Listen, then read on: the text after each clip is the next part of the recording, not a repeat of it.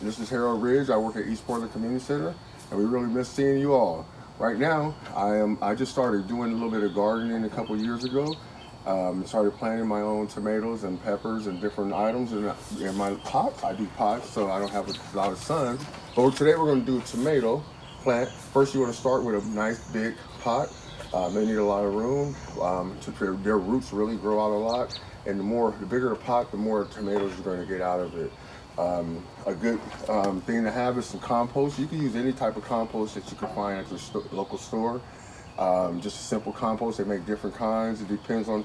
I don't really have a preference. I usually use one that's called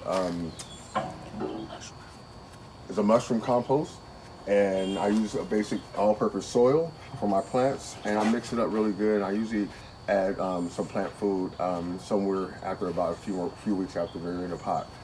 Today we're going to be planting a tomato plant, and this is called a Better Boy tomato plant. There's different varieties of tomato plants. Most of them, not most of them, but all of them, they need a lot of sun and big pots to grow. So right now, we're just going to take the tomato plant out. And this is very simple, and you can, in a few months, you'll have your own tomatoes coming off of here. Just set it into the dirt really well. You want to spread the roots out a little bit so it can, so the roots can get into the dirt. Just cover it around the best as you can. I'm pretty sure right now you can't really see. You can see the top of the plant. You want to add your compost.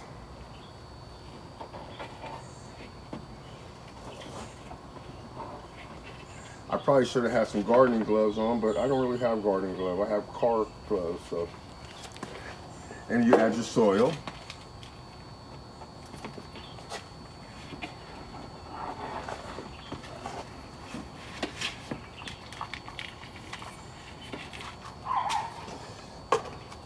And you spread it around. You want to try to mix the compost and the soil up.